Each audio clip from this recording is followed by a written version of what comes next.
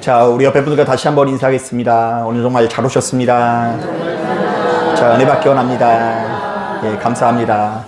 자, 이 자리에 참석한 저와 여러분들의 10년 가운데 주께서 허락하시는 평안과 기쁨이 함께 하시게 되시기를 주님의 이름으로 축복합니다. 2005년도에 개봉한 그 마라톤이라는 영화가 있는데요. 자, 이 영화는 자폐증을 앓고 있는 20살 청년 초원이와 그 아들을 세상에 홀로 세우기 위해 고군분투하는 엄마의 이야기를 담고 있습니다. 자, 저는 이 영화에서 아직도 잊혀지지 않는 장면이 있는데요. 엄마는 성인이 된 아들이 혼자서도 세상을 잘 살아갈 수 있도록 지하철 혼자 타기 훈련을 시킵니다. 자, 그래서 하루는 이 초원이를 지하철에 태워보내고는 매정하게 돌아서는 척 연기를 하는데요. 자, 그러자 초원이는 순식간에 겁에 질려서 어쩔 줄을 몰라 하죠. 주변을 돌아보기도 하고요. 아직 20살이긴 하지만 그 정실 연령이 낮아가지고 당황해가지고요. 어쩔 줄 몰라 해가지고 주변을 공포스러운 눈으로 쳐다보게 됩니다. 자, 하지만 엄마는 앞에 나서지 않고요. 대신 몰래 역한에 타서 그저 자신의 아들을 지켜보는데요. 자, 이른바 아들이 그 두려움을 이겨내고 목적지까지 갈 수 있기를, 그래서 엄마 없는 세상에서도 살아남을 수 있는 진짜 어른이 되기를 바랬던 것입니다. 자, 저는 이 장면이 하나님께서 우리에게 베푸시는 성숙한 사랑을 너무나 잘 표현하고 있다고 보는데요. 자, 진짜 사랑은 누군가를 내 손바닥 위에 올려두고 아무것도 안 할 수 있도록 다 해주는 것이 아니라 그가 스스로 일어설 수 있도록 혼자서도 자라낼 수 있도록 돕는 것이어야 한다는 것이죠. 자, 오늘 우리가 읽은 본문에도 바로 이것이 잘 드러나는데요. 자, 말씀을 꼼꼼히 묵상해 보니까 이스라엘의 12지파 중에 에브라임과 므낫세 지파가 찾아와서 여호수아에게 이상한 떼를 부립니다. 자, 자신들은 큰 민족인데 아무리 봐도 여호수아가 분배한 땅이 너무나 좁다라는 것입니다. 자, 그러므로 자신들에게 조금 더 어떤 땅을 달라고요? 넓은 땅을 달라는 것이죠. 자, 그도 그럴 만한 것이 에브라임과 므낫세 지파는 아버지가 요셉이에요. 자, 그러니까 여러분들이 잘 아시는 것처럼 요셉은 사실상의 장자 역할을 한 아들로서 다른 아들과는 달리 아버지 야곱으로부터 몇 배의 축복을 받죠? 2배의 축복을 받습니다. 그래서 이제 다른 자손들은 다 한 사람당 한 목의 이 축복을 받는데 요셉의 아들들만 2목의 이 축복을 받은 거예요. 자, 그래서일까요? 요셉의 자손들은 모든 지파 중에서 인구수도 제일 많고요. 그리고 상대적으로 이 막내 쪽 아들들이다 보니까 미래가 창창한 젊은 지파로 성장하게 됩니다. 자, 게다가 지금 이스라엘의 지도자인 여호수아도 역시 에브라임 지파이기 때문에 팔이 어느 쪽으로 굽는다고요? 네, 안으로 굽을 수 있죠. 그래서 요즘 말로 따지면 금수저라는 표현이 참 어울리는 지파들입니다. 자, 어쨌든 바로 이런 요셉 자손들이 지금 여호수아에게 찾아와서 이런 불평을 쏟아냅니다. 우리가 이렇게 큰 민족인데 왜 우리에게는 땅을 요만큼 줍니까? 더 주십시오. 하지만 여호수아는 이들에게 아이고 내 새끼들 왔구나, 걱정하지 말아라, 내가 다 해줄게, 이런 응답을 하지 않고요. 전혀 의외의 말씀을 남기고 있는데요. 자, 우리 다 같이 17절 18절 말씀 천천히 한번 읽어보겠습니다. 17절 18절입니다. 시작. 여호수아가 다시 요셉의 족속 곧 에브라임과 므낫세에게 말하여 이르되 너는 큰 민족이요 큰 권능이 있은즉 한 웅김만 가질 것이 아니라 그 산지도 내 것이 되리니 비록 삼림이라도 내가 개척하라. 그 끝까지 내 것이 되리라. 가나안 족속이 비록 철병거를 가졌고 강할지라도 내가 능히 그를 쫓아내리라 하였더라. 자, 이게 도대체 무슨 말일까? 조금 더 쉽게 정리하면 이렇게 정리해 볼 수 있습니다. 그래, 너희가 그렇게 힘이 세고 큰 민족이라고? 잘 됐다. 그렇다면 그 넘치는 힘을 가지고 저 숲으로 올라가라. 거기에 나무가 빽빽한 거 보이지? 내 힘으로 그 나무를 다 베어버리고 내가 직접 땅을 만들어라. 너에게는 그럴 힘이 있다 없다? 그럴 힘이 있다라는 것을 믿어라.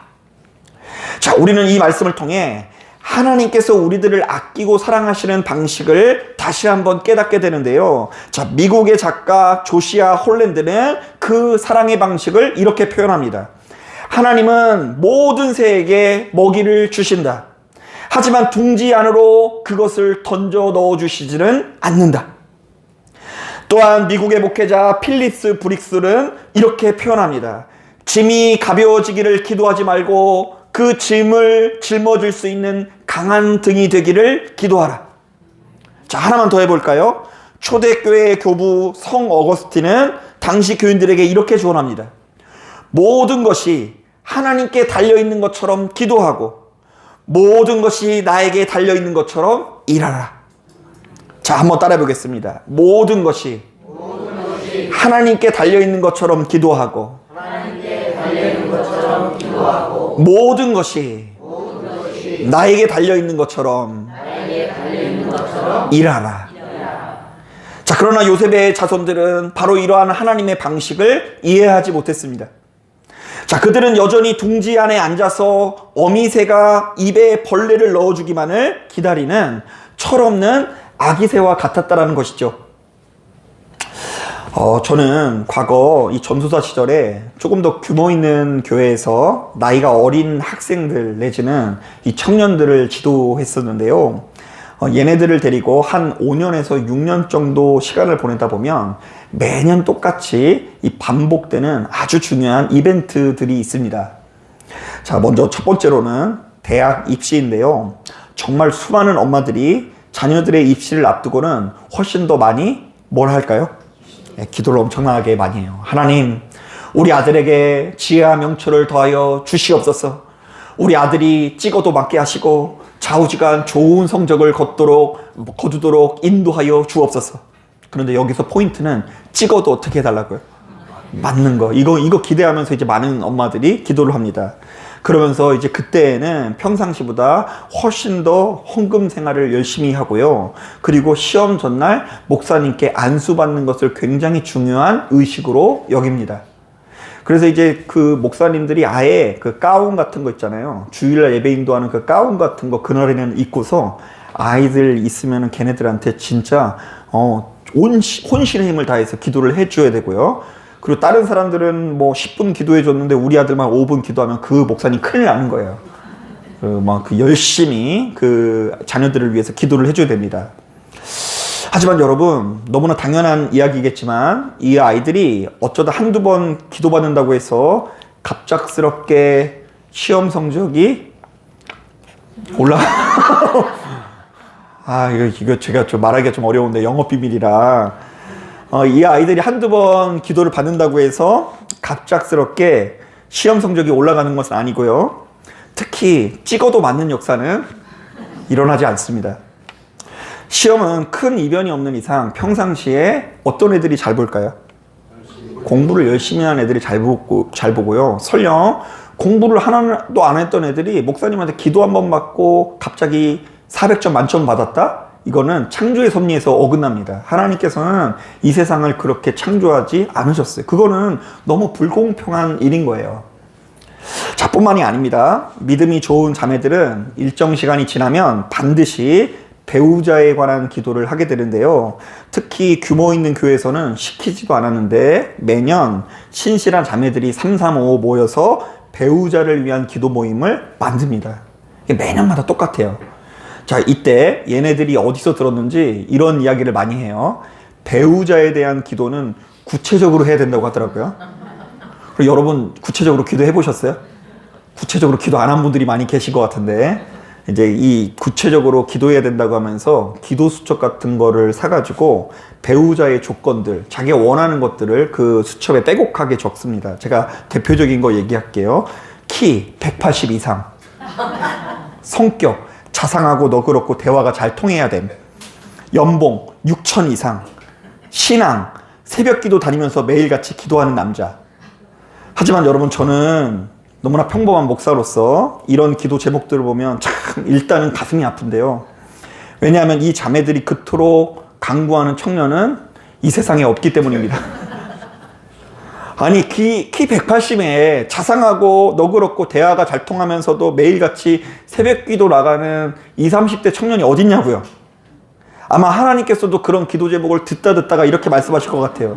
얘야 욕심이 지나치구나. 일단 너부터가 그런 사람이 되라. 뭐 이렇게 얘기를 할 것 같아요. 자, 여러분 그렇다고 오해하지 마십시오. 지금 제가 기도해봤자 아무 소용없으니 기도를 하지 말라는 이야기가 아니고요. 우리가 아무것도 안 하면서 그저 기도에만 기대는 것은 옳지 못하다는 말씀을 드리는 것입니다. 자, 분명히 말씀드리지만 우리는 열심히 기도해서 얻은 평안과 기쁨으로, 생명으로 더 열심히 공부를 할 때에 더 좋은 성적을 거둘 수 있는 거고요. 또한 우리는 열심히 기도해서 얻은 지혜와 총명으로 더 나은 사람이 되어져서 더 성숙한 사람이 되어질 때 훨씬 더 아름다운 연애와 결혼 생활을 이어갈 수 있다는 것입니다. 실제로 우리가 그것을 경험하지 않습니까? 기도할 때의 나는 현숙한 아내가 될 수 있지만 기도하지 않는 나는 어떤 아내가 될 것 같아요? 제가 차마 말을 못하겠어요. 욕 나올까봐 말을 못하겠는데 기도할 때의 나와 그렇지 않은 내가 다르다는 것을 알고 시간이 지날수록 더 좋은 것을 심는 사람이 되어야 한다는 것입니다. 자, 바로 이런 차원에서 기도는 내가 아무것도 안 해도 술술 잘 풀리고 그냥 형통하고 남들보다 더 높은 자리로 올라가게 하기 위해서 하는 것이 아닙니다. 도리어 기도는 나에게 주어진 현실을 넉넉히 감당할 수 있는 힘과 그 어떤 철병과 앞에서도 도망가지 않고 맞서 싸울 수 있는 용기를 공급받는 통로인데요. 자, 실제로 창세기 1장을 보니까 하나님께서는 이 세상을 아름답게 창조하신 이후에 사람에게 제일 먼저 이렇게 명하십니다. 하나님이 그들에게 복을 주시며 하나님이 그들에게 이르시되 생육하고 번성하여 땅에 충만하라. 땅을 정복하라. 바다의 물고기와 하늘의 새와 땅에 움직이는 모든 생물을 다스리라. 자, 여러분 이 말씀을 보면 하나님께서 이미 우리에게 복을 주셨다 그래요? 안 주셨다 그래요? 이미 주셨대요. 자, 그런데 그 복이 어떤 복이에요? 그것은 우리가 부지런히 땀 흘리면서 내가 노력한 만큼 생육하고 번성하며 정복할 수 있는 복을 의미합니다. 자, 그러니까 이 복은 내가 아무것도 안 하는데 잘 먹고 잘 사는 복이 아니라 내가 흘린 땀과 눈물로 내 인생을 아름답게 가꾸어 나가는 개척의 복을 의미하는 것입니다. 자, 뿐만 아닙니다. 창세기 12장을 보면 믿음의 조상 아브라함 이야기가 나옵니다. 자, 하나님께서 아브라함을 부르시면서 이렇게 말씀하시죠. 너는 너의 고향과 친척과 아버지의 집을 떠나 내가 내게 보여줄 땅으로 가라. 자, 이거 옛날 번역에 따지면 너는 본토 친척 아비의 집을 어떻게 하고요? 버리고 떠나서 내가 내게 보여줄 땅으로 가라. 자, 그리하면 어떻게 된다고 하죠? 내가 너로 큰 민족을 이루고 내게 복을 주어 내 이름을 창대하게 하리니 너는 복이 될지라. 자, 그래서 우리는 이 말씀을 들으면서 이렇게 생각을 하죠. 그래, 아브라함이 하나님께 절대 충성했더니 그 뒤로는 엄청나게 형통했구나. 그리고 무엇보다 끌리는 게 뭐냐면 이 아브라함이 땅을 많이 가졌다 그래요? 조금 가졌다 그래요? 많이 가졌다 그러고 큰 부자 되는 이야기에 귀가 쫑긋합니다. 자, 하지만 여러분 우리 창세기 말씀을 냉정하게 정말로 꼼꼼하게 묵상해 보면 이 아브라함은 고향 땅을 떠나면서 정말로 엄청난 고생길이 시작되는데요. 자, 일단 그는 일평생 나그네 취급을 받으면서 힘 있는 자들 앞에서 살아남기 위해서 노력을 해요. 그래서 자신의 아내를 뭐라고 속이죠? 누이라고 속이는 것 자체가 약자의 삶을 표현한 거예요. 가는 곳곳마다 내가 강자면 아내를 누이라고 속일 필요가 없는데 살아남기 위해서 눈치를 보면서 거짓말을 하는 인생이 되었다라는 의미예요. 자, 그리고 심지어 하나님께서 다스리는 영역조차도 뭔가 신통치가 않은데요. 아브라함이 가는 곳곳마다 기근이 들어서 아브라함이 대피하는 이야기가 나와요. 그래서 저는 충격인 것 중에 하나가 뭐냐면 하나님께서 가라고 한 땅에 갔으면 그 가나안 땅에서 형통해야 되잖아요. 그런데 그 가나안 땅에서 뭘 만났다고요? 기근을 만나서 다시 애굽으로 돌아가는 이야기가 나옵니다. 자, 심지어 여러분 당시 사람들에게 자녀는 하나님께서 주시는 것인데요. 여러분 심지어 아브라함이 몇 살까지 자녀를 낳지 못해요? 예, 뭐 긍정적인 분들은 그래도 낳았으니 됐죠 뭐 이렇게 생각할지 모르겠지만 99세 때까지 아이를 낳지 못하는 이야기가 아브라함 이야기예요. 하지만 이런 아브라함이 믿음을 가지고 있기 때문에 어떻게 살아갑니까? 자, 그가 하나님 앞에 수시로 매달리면서 도우심을 요청하면서 기도할 때 하나님께서 주어져 있는 그 척박한 땅을 이길 수 있는 힘과 용기를 수시로 주시는 이야기가 나오는데요. 예를 들면 이런 식이에요. 아브라함아, 아브라함아, 두려워하지 말라. 나는 내 방패요 너의 지극히 큰 상급이니라. 아브라함은 아무것도 없어요. 주변의 사람들이 더 강하고 더 대단한 사람들이 모였습니다. 자, 그런데 그런 아브라함 앞에 하나님 앞에 간구하며 기도할 때에 하나님께서 응답을 주시는 것입니다. 두려워하지 말라. 내가 너를 더 높은 곳으로 올려서 세상의 많은 사람들이 너를 부러워하게 만들 것이다. 너는 눈을 들어서 동쪽과 서쪽과 남쪽과 북쪽을 바라보라. 보이는 땅을 내가 너와 내 자손에게 주리니 영원히 이르리라. 내가 내 자손이 땅에 틱을 갖게 하리니 사람이 땅에 티끌을 능히 셀 수 있을진데 내 자손도 세리라. 그랬더니 아브라함은 바로 이 말씀들을 붙들고 자신들에게 주어진 척박한 현실을 하나씩 정복해 나가는데요. 자, 바로 이것이 하나님께서 당신의 백성들에게 복을 주시는 원리입니다.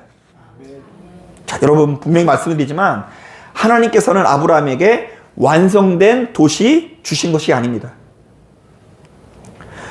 하나님께서는 아브라함에게 배고친 도시 이런 거 주시지 않으셨어요. 그가 믿음으로 밟고 개척해야 될 땅을 주신 것입니다. 그리고 아브라함이 정말 두렵고 떨리는 마음으로 그 척박한 땅을 믿음으로 밟을 때마다 하나님께서 그에게 세상을 이길 힘을 공급해 주신 것입니다.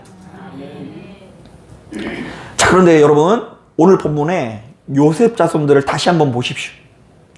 안타깝게도 그들은 여전히 둥지 안에 앉아서 어미새가 입에 벌레를 넣어주기만을 기다리는 철없는 아기새와 같았습니다. 그래서 그들은 자신들이 큰 민족이므로 더 큰 대우를 받아야 된다고 생각했고요. 반면에 자신들이 큰 민족이기 때문에 더 큰 일을 행할 수 있다는 생각 자체를 하지 못하는 것을 볼 수 있습니다. 또한 그들은 자신들이 정복해야 되는 땅에 가나안 백성들이 철병거를 가지고 있다는 것만 보고 자신들을 여기까지 인도하신 하나님을 끝까지 신뢰하지 못하게 됩니다. 결국 그들은 눈앞에 철병거가 무서워서 개척을 포기하고 현실에 안주해버리고 마는데요. 이 선택의 결과가 훗날 역사 속에서 얼마나 무섭게 나타나는 줄 아십니까? 자, 여러분 우리가 지난주에 묵상했었던 갈렙 이야기 기억나세요? 감사해요. 기억해 주셔서. 여러분 그런데 갈렙은 몇 살이라고 했죠? 85세였지만 가장 험한 산지 거인들이 사는 땅을 믿음으로 완전히 정벌해 버립니다.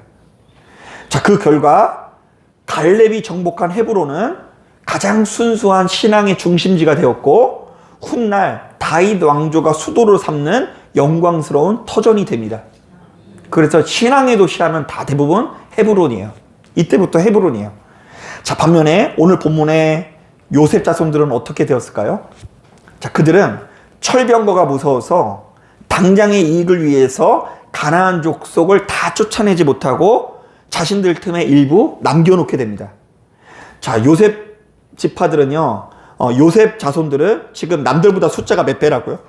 2배예요. 실제로 이제 두 지파가 됩니다. 자, 숫자가 이렇게 크고 그리고 또 더 젊은 사람들로 이루어져 있는 지파예요.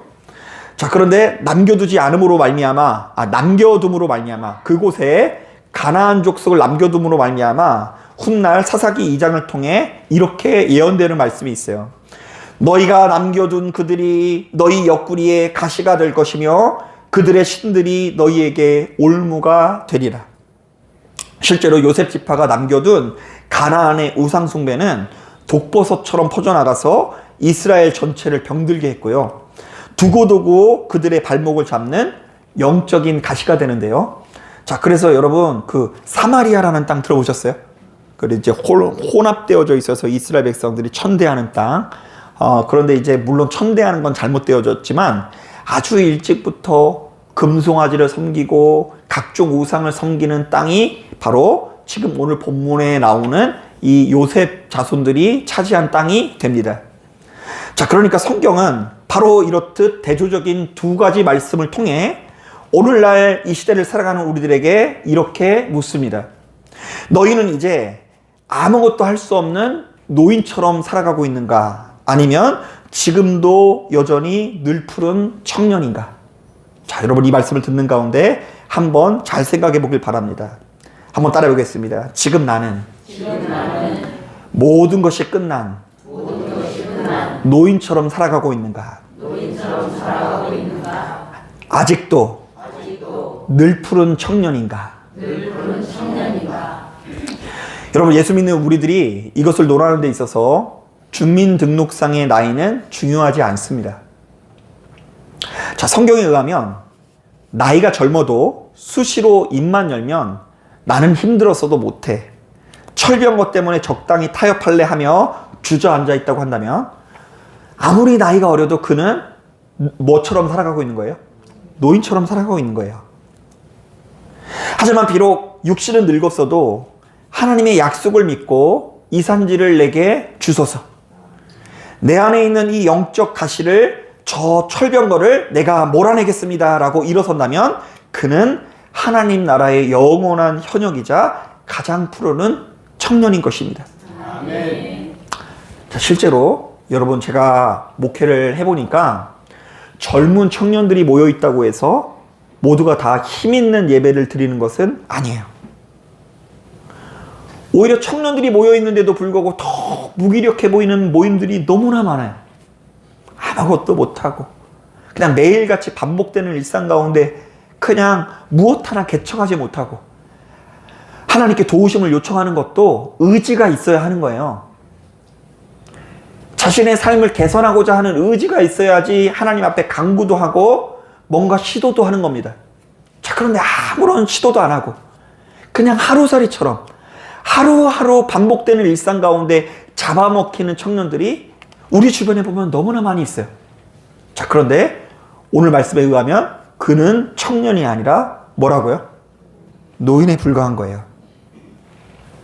하지만 여러분, 갈렙처럼 나이가 지긋해 보이고 이곳저곳이 관절염이 아프고 쑤시고 힘들고 괴로운 와중에도 하나님께서 나와 동행하신다는 마음을 가지고 할 수 있다는 마음을 가지고 새롭게 배우고 새롭게 시도하는 것을 주저하지 않는 사람이 있는데요, 바로 그런 사람들이 하나님의 나라를 만들어가는 진짜 청년인 것을 우리에게 권면하는 거예요.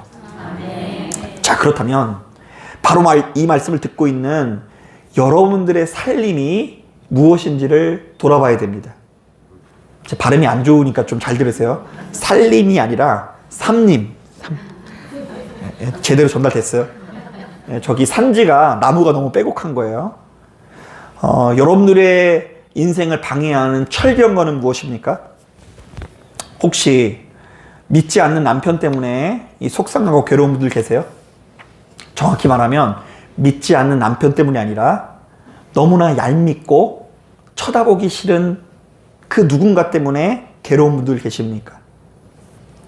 아니면 꽉 막힌 경제적인 상황 때문에 힘들고 괴로운 분들 계십니까?